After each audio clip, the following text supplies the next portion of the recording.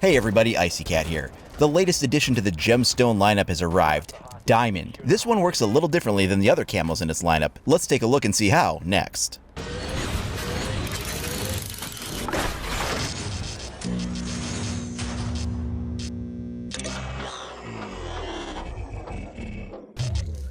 Diamond is the first entry that we've seen in the Gemstone skin lineup since Season 1 wrapped up, and getting it works a little differently than it did for the previous versions. I'll just let a little bit of this gameplay roll in the background, just want to get some examples of different guns in different lighting conditions on different maps so you can kind of see what it looks like. As you can see, the skin is pretty much just a white or silver gemstone. It has almost the exact characteristics of the Platinum weapon skin, however it has that faceted texture that the other gemstone skins had. It's kind of like when Topaz came out, it was just a faceted version of gold.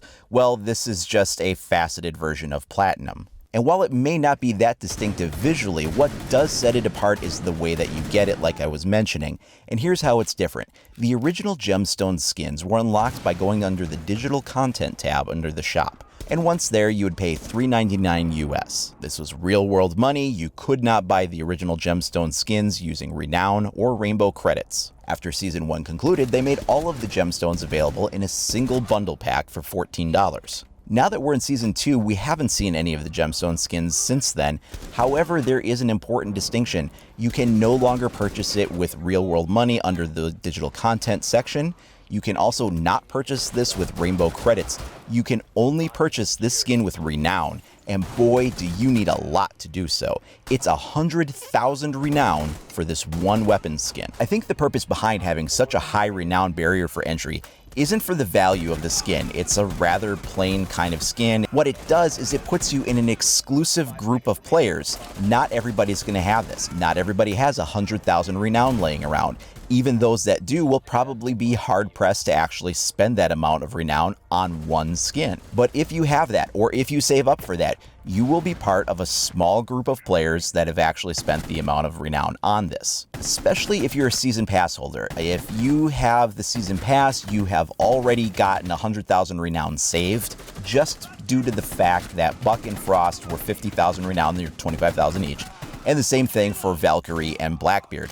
So if you've purchased those with Renown because you didn't have a Season Pass, you've already spent 100,000. But with the Season Pass holders, they'll have already saved that, and they may well have that amount of money on hand, provided that they weren't spending all their money on other weapon skins and headgears and things like that. I do think it would have been nice to see this on a skin that had a little bit more visual appeal going on for it.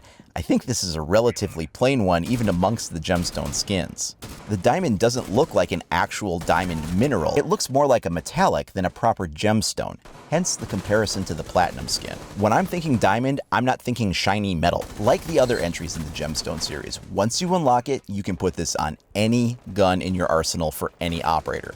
The wording on the advertisement for it is a little confusing. It says for all the original operators in the description for the bundle, and some people thought that that didn't mean the new DLC operators. No, it does actually mean every operator. You can put this on Buck and Frost and Valkyrie and Blackbeard. It's fine. You can put it on everybody's weapon, no matter what CTU they belong to. The question simply becomes, do you think that 100,000 Renown is worth it for this? Obviously, it kind of isn't for the visual quality that you're getting, but it's up to you whether or not that value is worth it for the bragging rights you have of being one of the few people that will have this skin. Well, that wraps up the review of the Diamond Weapon Camo. Next week is E3, and I can't wait to bring you guys new information that'll come out of there. We're going to have some great stuff to talk about as Ubisoft is putting together a discussion panel involving Rainbow Six Siege developers, Ghost Recon Wildlands developers, and the Division development team. I'll definitely be covering all the information for Ghost Recon Wildlands, and it's going to be an exciting time as we begin having a lot of new information about that game coming out. To stay up to date with all the latest on Rainbow Six Siege or Ghost Recon Wildlands, please like and subscribe,